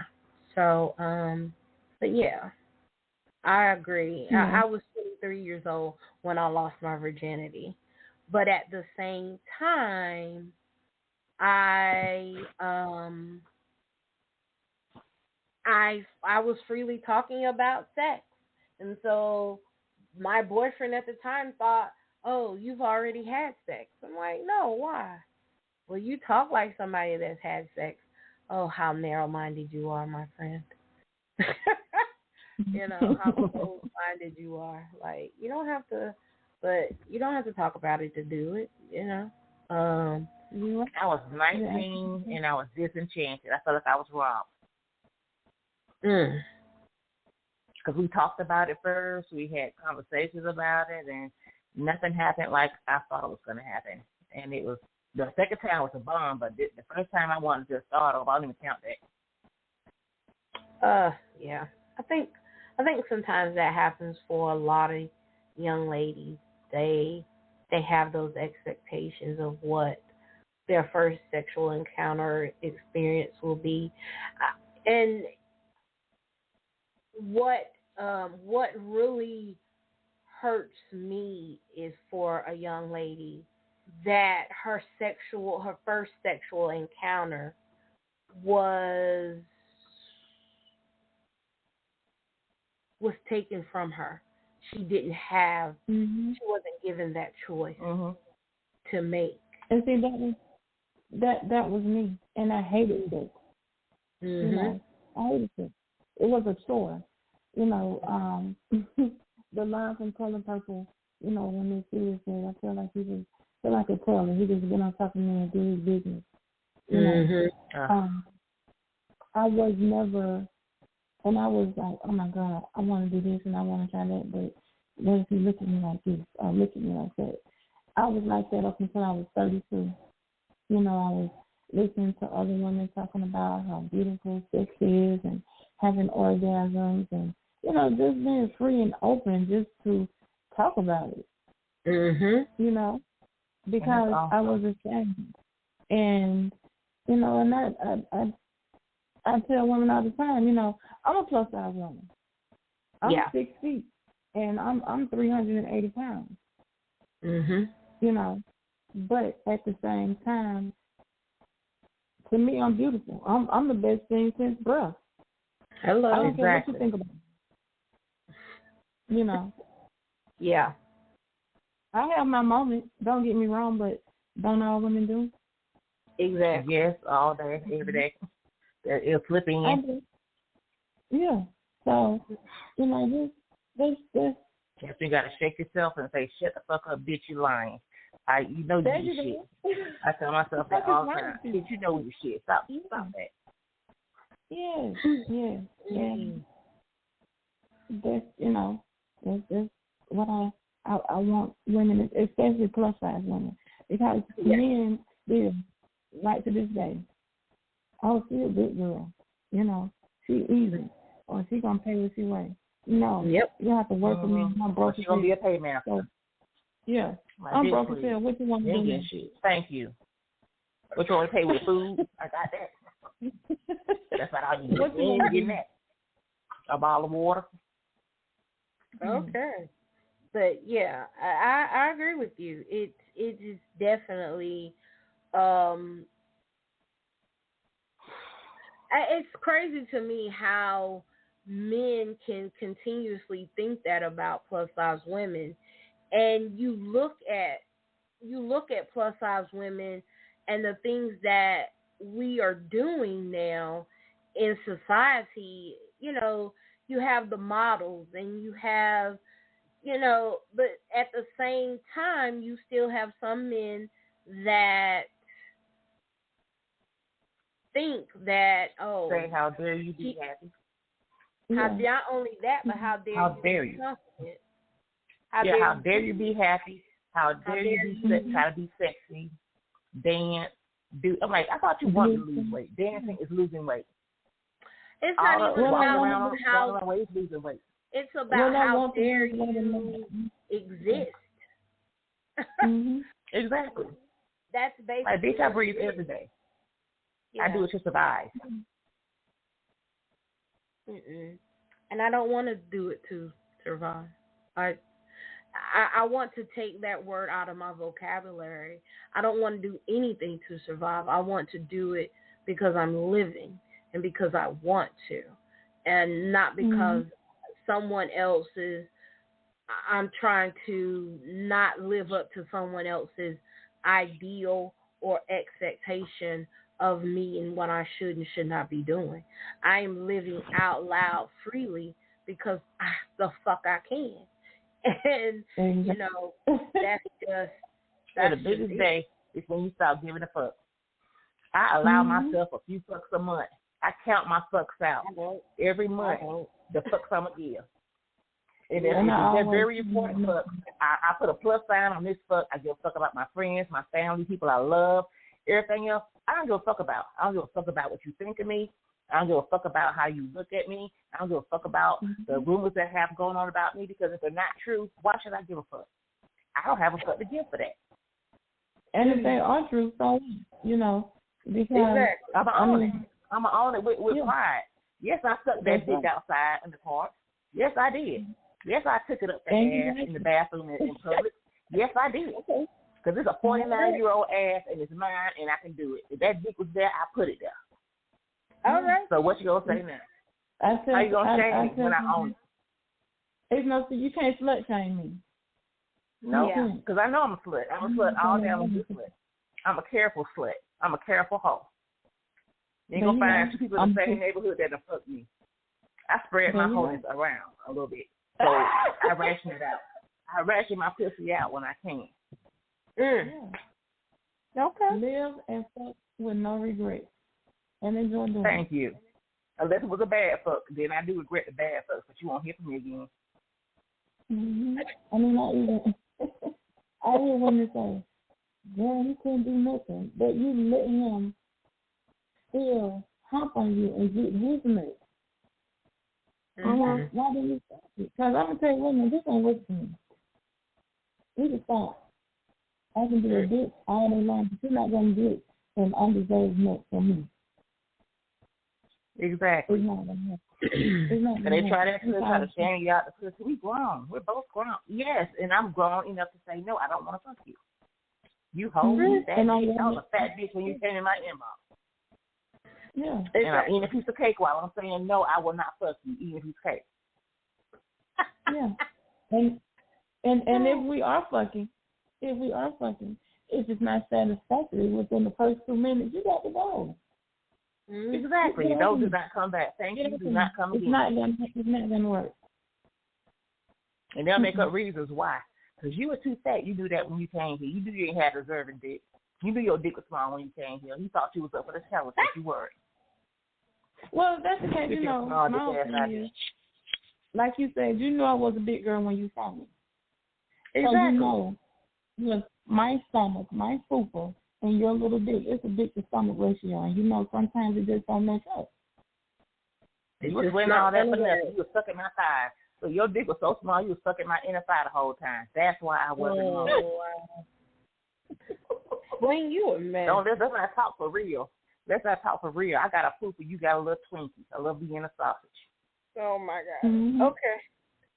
Well, what are you going to read for us, Queen Leo? What you going to read for us, girl? Queen's over there. Don't get Queen talking about sex, because she'll go hammer you. Made me start. You made me start. No, I did not. The first time you said sex, you said sex 6 times, and that was my cue. No, it was not. It was. I took it as a cue. That's right. You took it as a cue. Go ahead, Queen Leo. My bad. Go ahead.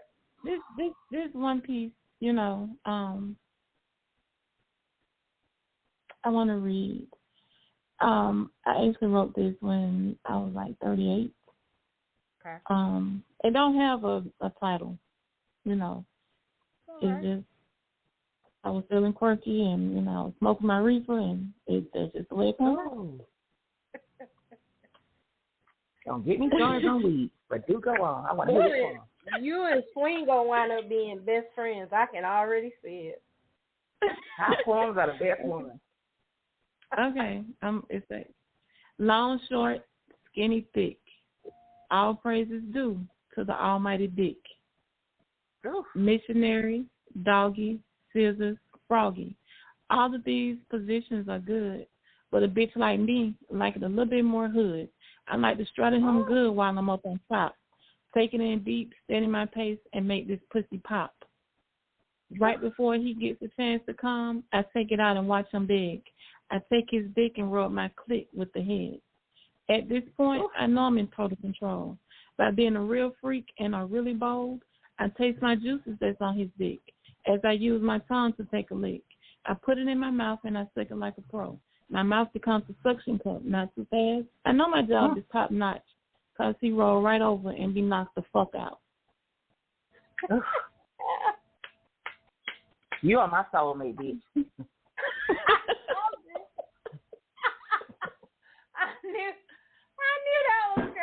I knew that was coming. I knew it. I told you. And you were nervous to come on here, bitch. You straight. You good. I'm gonna introduce y'all after the show, and then whatever happens. I ain't got nothing to do with it. I just introduce y'all. Okay. I want to let the listeners know I'm not a published poet. No, you will. Whatever comes in my head comes out on the pad. Mm-hmm. You know, I have sticky notes, napkins, just random papers with my thoughts on it. That's what I'm thinking. That's what I'm feeling. You know, it's not for one particular person. It's just me. You know, being held captive in my own thoughts. Mm-hmm. You know, my own fantasies. Yeah. So keep on writing and keep on going. Exactly. I'm a little shy when it comes to my work. You know. Yeah, I can understand that. You know, being shy, because it's like it's like what we talked about before. You know, this is my baby. Mm-hmm. This right here, Nite Talks with Sasha, she's my baby. And I had a friend refer to my baby as your little show. Oh, what he say that for? I cuss his ass out. The hell you Thank mean, you. my little show? Don't you disrespect me like that. Who you talking to? Don't go there. This is not little. This has been going on since 2012, sir. You know, I didn't know your little show. Why do you keep saying that? Do not keep saying that. You and I about to lose friendship. Do not keep disrespecting me like that. You know, so we had to have a tete-a-tete about your referring to my baby as my little show. It's not going to work. So I understand how it is, you know, you sharing your creativity, your baby, your writing with other people. And you be a little shy, you be a little protective of it sometimes until you get your footing, I should say. And you're able to, get out there and you know that it's received. And it's not just because,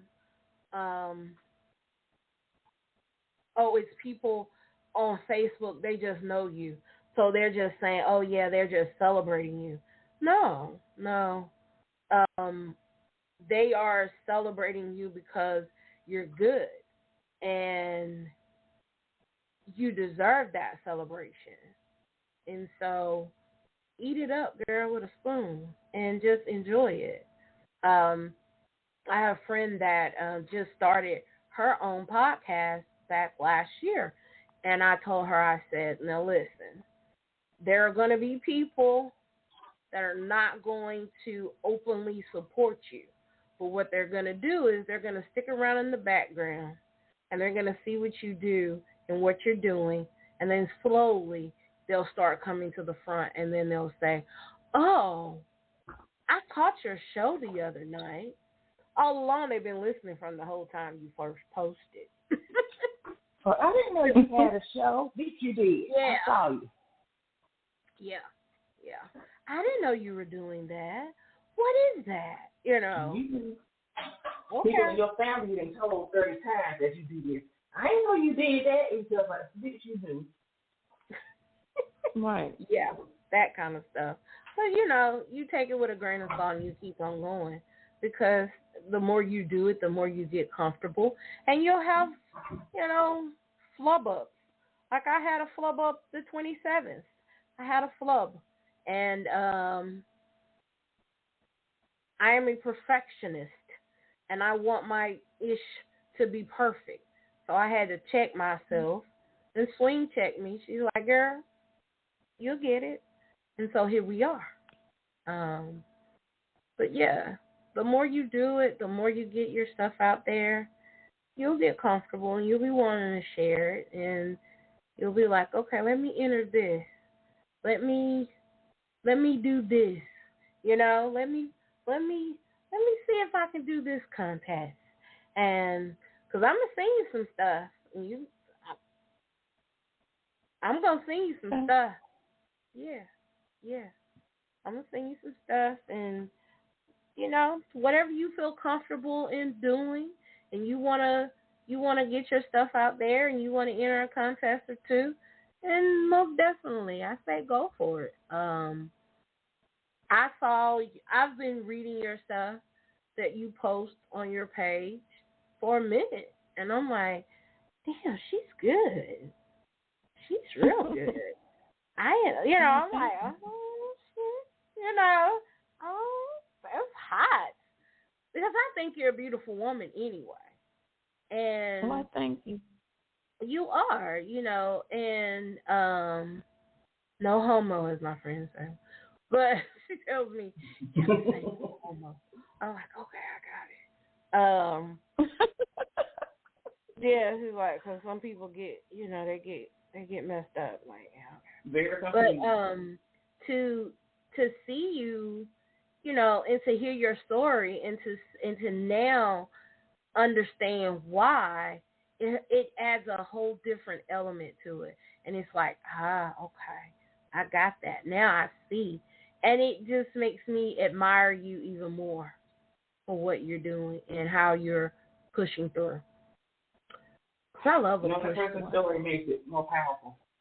Yeah, it definitely does. You saying that, really touched me. It really did. Oh, girl. I mean, and people will say, "Oh, you're just saying that because you're on." No, and I tell people all the time, my Facebook persona is my real life persona. It's I am who I am on and offline. This is me, and what you see. If I like you, I like you. If I fucks with you, I fucks with you. If I don't, you're not. Right. We are Leos, so we know how it be. We know how it is. But yeah, I thank you for coming on. Thank you for having me. Yeah, you want to tell people where they can reach you, and if they want to reach out to you, and if they want, because I know you got some admirers and on there listening, like, ooh, damn, she sounds You hot. think so? Well. So you said pop, a whole lot of ears pop. Girl. You talk about well, you can say me. Hey, when you said take it out and taste your own juices, girl, nigga was flocking. They were flocking. They're ready to do it right now. What? Remember what you said on that phone last Tuesday? can you do that? And they're going to quote your shit, and you can't say nothing. Well, they can find me on Facebook. I'm more active there. And they will be in your inbox. Under my government name, Sheridan Ridges. SHARIDEN Ridges, like Ruffle have Ridges. Or you can find me on Instagram at It's Just Blip, ITZJUZBLIP. Yep. And they will be in your inbox. Or you can come to the cave. Exactly. And they will be there. I know. They'll run a mile for new cookies. Then make sure you bring me some refilled fresh ice. They're going to bring you a gallon. Sure, miss. I'm telling you. They will ride a bike to your house for new cookies. I am going to connect y'all offline. Swing, Blip. Oh, and connect me to the other young lady as well. Okay. So we can talk about the third eye. Okay. I will. So, all right. This was good. Goddess, will you let everyone know where they can find you and what? I know you said you got your retreat coming up, and just let people know what you got coming up and where we can definitely find you. Okay. I am on Instagram, Facebook, and TikTok under Mindset Coach Jazzy. And then also, as far as Uncontrolled Goddess, I do have that. I have several books, actually, and they are all on Amazon. But if you search Uncontrolled Goddess, it will populate. And Facebook, I have, I'm on Facebook a lot, actually. That's where I generate most of my following from. And I'm under Jazzy Goddess. That's together, and then Mindset. Because Mindset Tribe is actually the name of my coaching company, Mindset Tribe. And my virtual program, Uncontrolled Goddess Spiritual Mind Mastermind Group.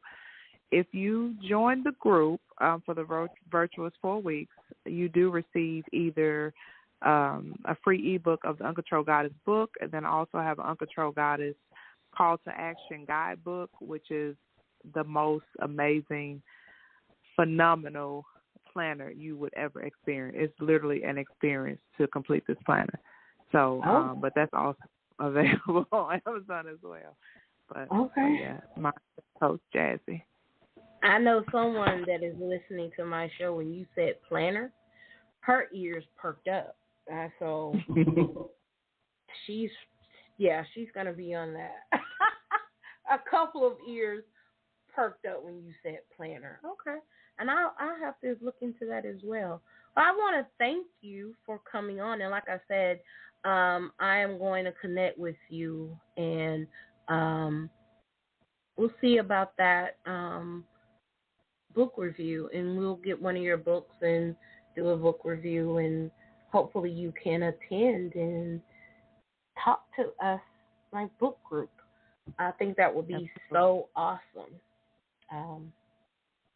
And her group, guys, if you look her up. Look up Uncontrolled Goddess and join the tribe. I have joined the tribe, and I love her group.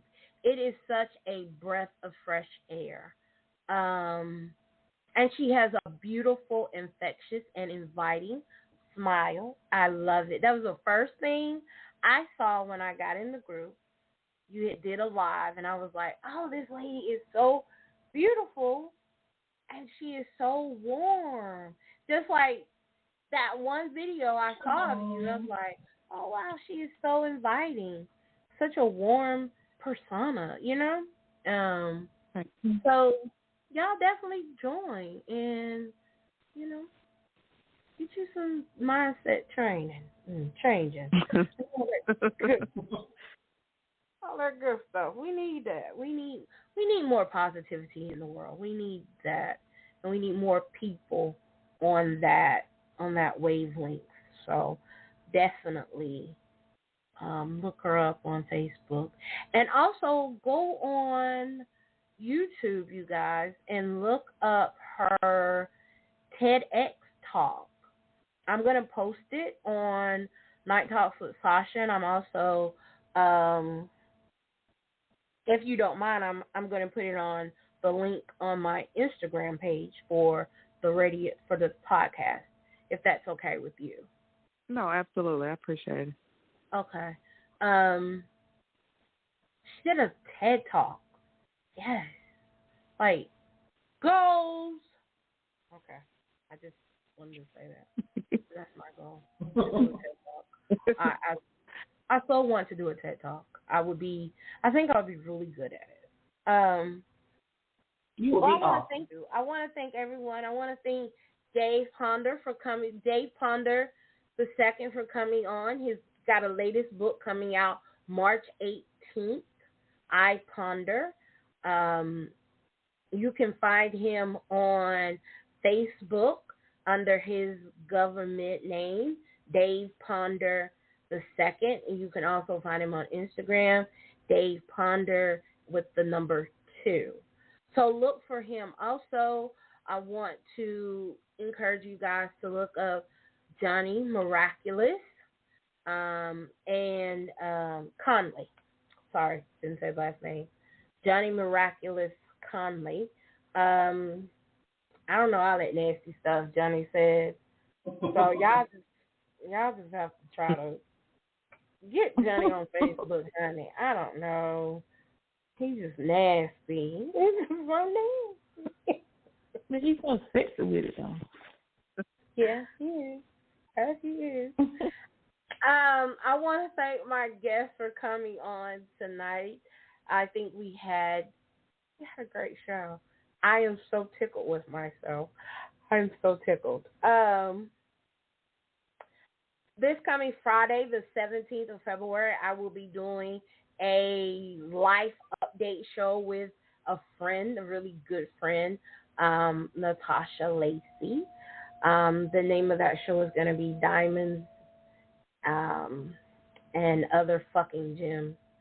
She's going to school to be a jeweler.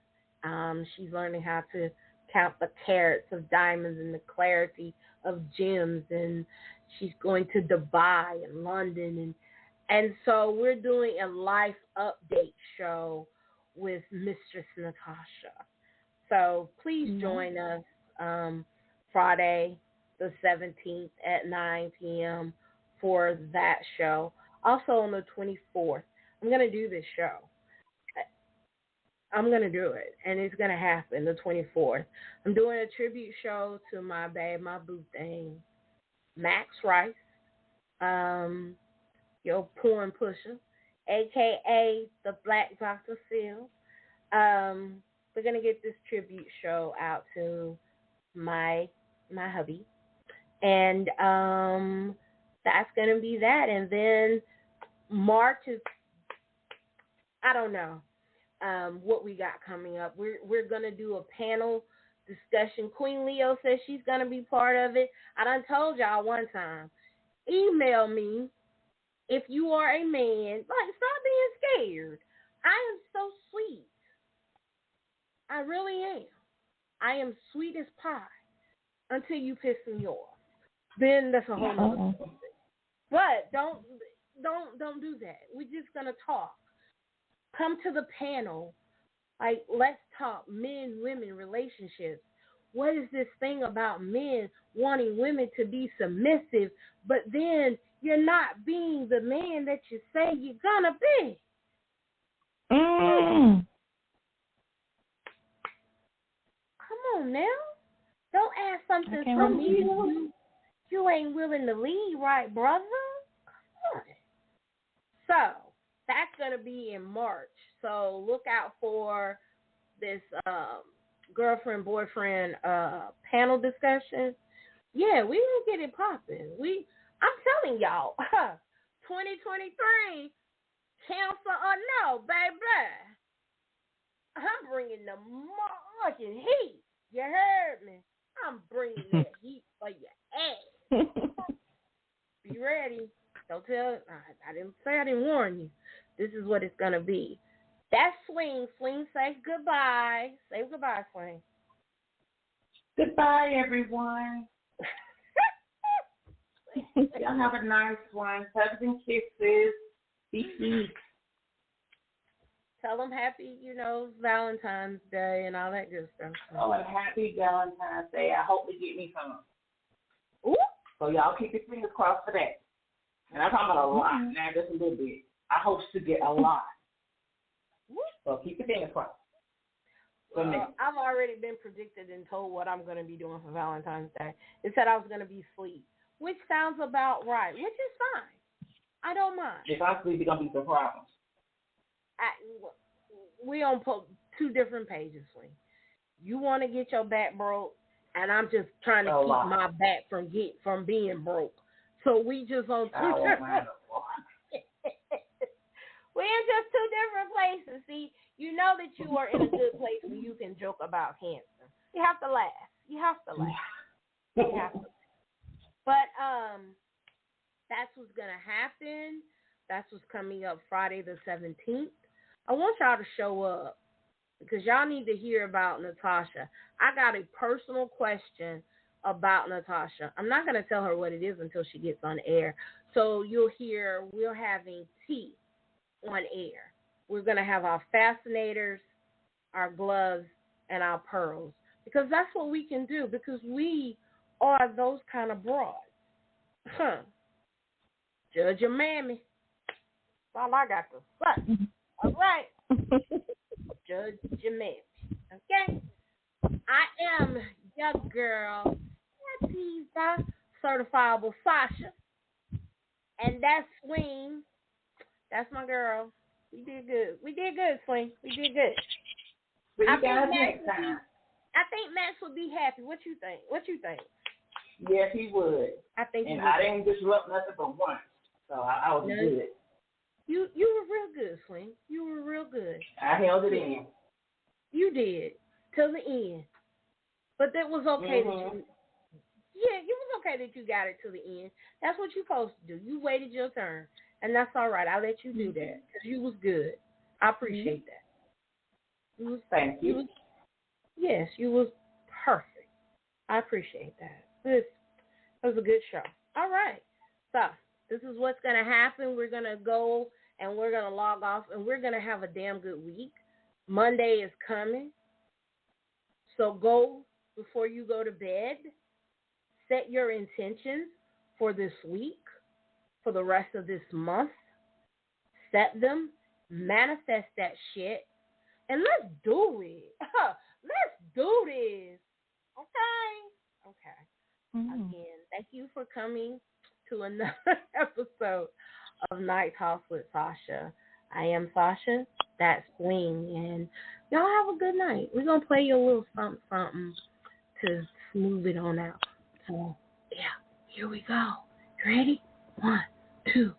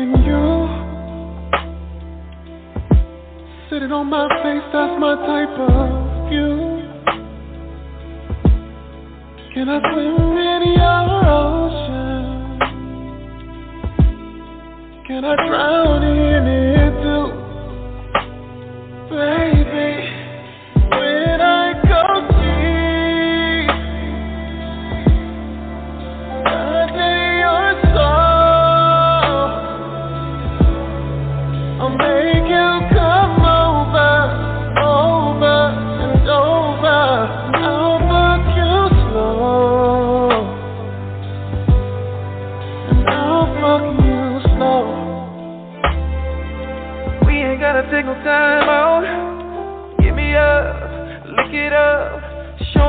do with that mouth?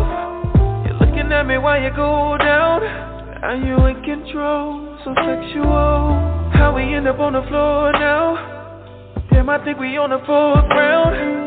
Arch your back, throw it back. These freaky things you do makes me proud of ya. Your stamina is over for you. I'ma grab your neck, pull your hair, smack that ass, can't get enough. When I go deep, touching your toes, I'll make